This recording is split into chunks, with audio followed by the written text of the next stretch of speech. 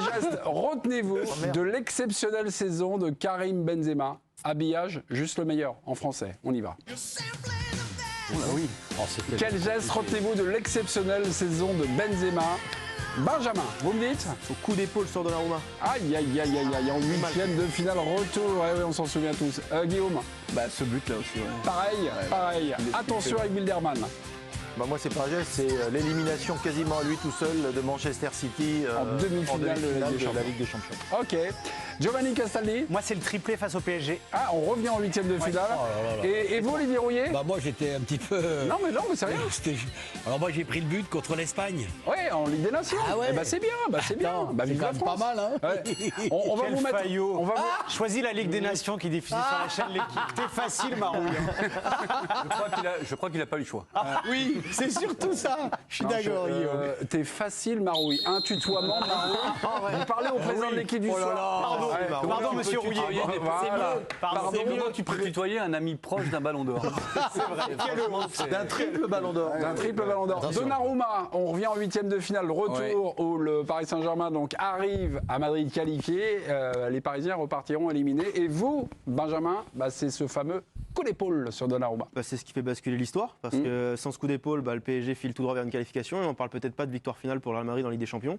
Ça fait basculer l'histoire parce que derrière, il y a un supplément d'âme pour le Real Madrid et il incarne ce supplément d'âme. C'est l'homme du match de cette rencontre et il lance une compétition qui se termine dans l'apothéose pour le Real, tout simplement. C'est un geste. Alors, les supporters parisiens vont nous dire qu'il y avait peut-être une faute sur Donnarumma. Ouais. Quoi qu'il en soit, ça fait but derrière et ça change l'histoire. Donc, toi, tu parles des conséquences et tu as raison, mais moi, je veux revenir sur le geste, sur l'attitude de Benzema. On a dit son âge, il a 34 ans, il a quasiment tout gagné et tout. Et il va chercher un ballon impossible. C'est un chien, quoi. 4-4-C1.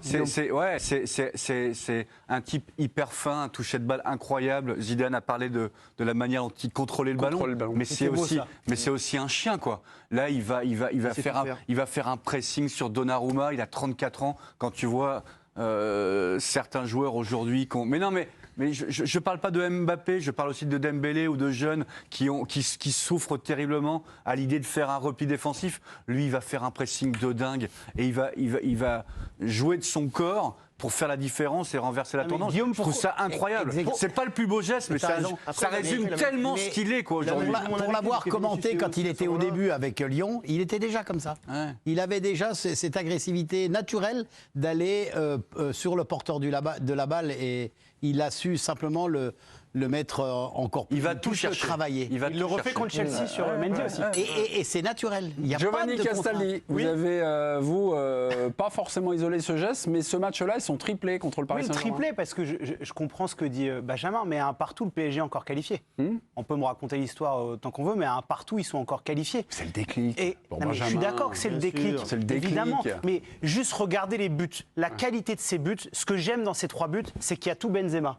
Il y a la rage, il y a ce qu'a décrit Guillaume, mais sur les autres buts, il y a une finesse qui est absolument incroyable, de sentir aussi, et c'est ce qui fait que cette équipe du Real, elle est exceptionnelle, et c'est ce qui fait que ça en est un capitaine exceptionnel, c'est que quand tu sens que tu as une équipe qui est pas bien, de la tuer, de l'achever. Benzema, il te laisse aucune chance. Ça me fait penser, parce qu'hier soir, j'étais au parc pour le classique. Il n'y a que 1-0. Le PSG n'a jamais réussi à tuer cette équipe de l'Olympique de Marseille. Quand tu as un joueur comme Benzema dans ton équipe, à partir du moment où tu es moins bien et qui sent un peu l'odeur du sang, Benzema, il t'achève, il te laisse aucune chance, il plante 3 buts. Ça, c'est la marque des géants. Entre les huitièmes de finale et la demi-finale choisie par Eric Bilderman, on va se revoir lorsque le temps est suspendu, lorsque Benzema marque de la tête contre Chelsea. Vous allez le voir, les images vont partir. Le gainage. Le gainage. Ah, vous n'avez pas d'image? Pourquoi vous m'en parlez? On ne s'est pas compris. C'est pas grave, mon petit Mamatou. On a fait un dessin. Ah, c'est Bertrand. Pardonnez-moi, Bertrand Latour. On passe en quart de finale, je suis désolé. Je vous repasse la gonfle, mon cher Bertrand. Vous voulez me parler donc de Chelsea et de son but de la tête. Voilà, Bertrand, c'est à vous. Oui, absolument. Mais il y en a 2, et notamment le premier où il y a cette extérieur du pied, extérieur du droit de mémoire pour lancer Vinicius, et ensuite cette tête où il la met. D'où elle vient? Pourquoi je retiens ce but? Parce que je trouve que sur cette action-là, et il y en a beaucoup à retenir évidemment, le triplé contre le Paris Saint-Germain, etc. Mais ce but-là, il retient mon attention parce que je trouve qu'il y a tout chez Benzema.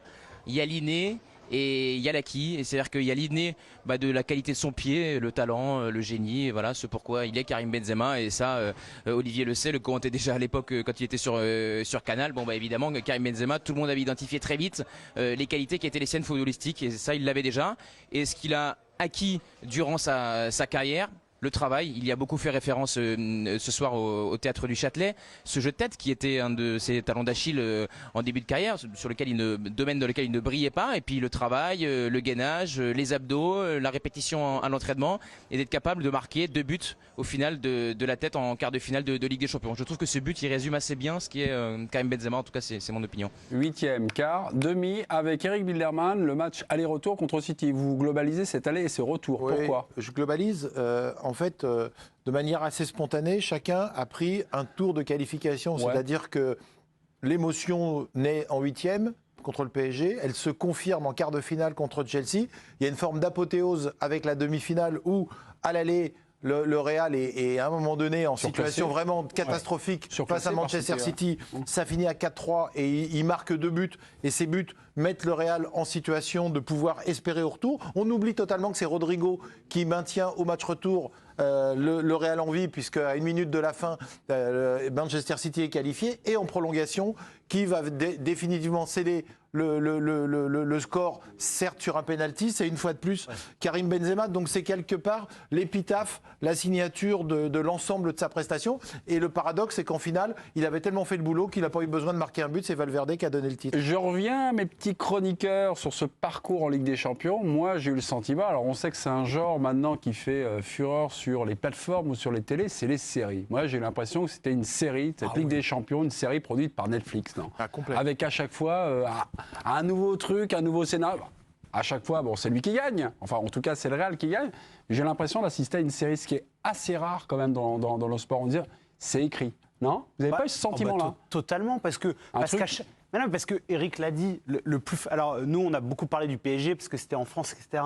Mais la qualification face à City, mais honnêtement, sur le match, là je parle juste d'équipe, il y a 2 classes d'écart entre les 2 équipes. City est un niveau dans le jeu. 3 même. Mais c'était énorme. Et tu te dis, mais comment est-ce qu'ils vont réussir à se qualifier? C'est pas possible, tu ne peux pas y croire. Et à chaque fois, c'est un peu les sketchs de Pierre-Antoine Dancourt sur les saisons du Paris Saint-Germain. Tout est scénarisé et tu te dis, bon, qu'est-ce qu'ils vont nous inventer encore?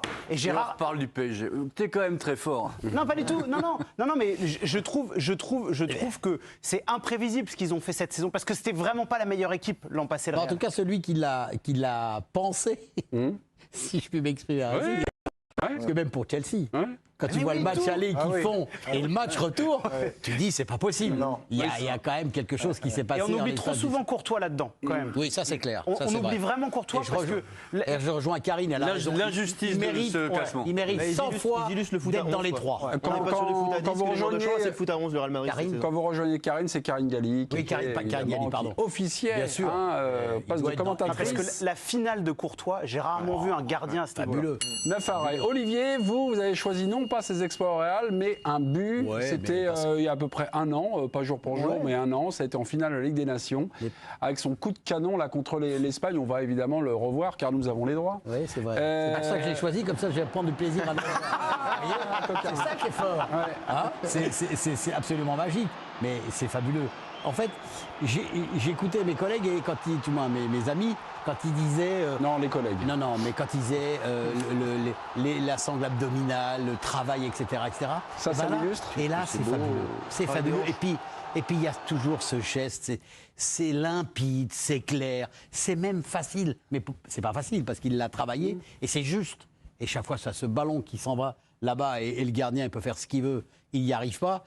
Et moi, j'ai vraiment le sentiment que le fait d'avoir travaillé avec Cristiano Ronaldo, moi, j'étais en admiration devant Cristiano Ronaldo, et je le suis toujours, quand il montait, gainé, paf, il vous mettait des coups de boule, il était 1 mètre au-dessus de tout le monde. Et Benzema, c'est pareil. Et je suis certain que le travail, il y a pris goût en voyant Cristiano Ronaldo avancer, être fort, être grand. Alors, c'est sûr qu'il l'a aidé, ça, on est tous d'accord, mais il s'en est servi. pour apprendre et progresser. Donnant. Il est peut-être pas Ballon d'Or s'il n'a pas travaillé avec Ronaldo avant. C'est assez marrant parce que quand CR7 il part du Real pour aller à la Juve pour gagner une Ligue des Champions, on se dit tous il y a plus de chances quand même pour que CR7 en gagne une sans Benzema. Et au final, c'est Benzema qui a réussi à en gagner une sans Cristiano Ronaldo. C'est clair. Benzema.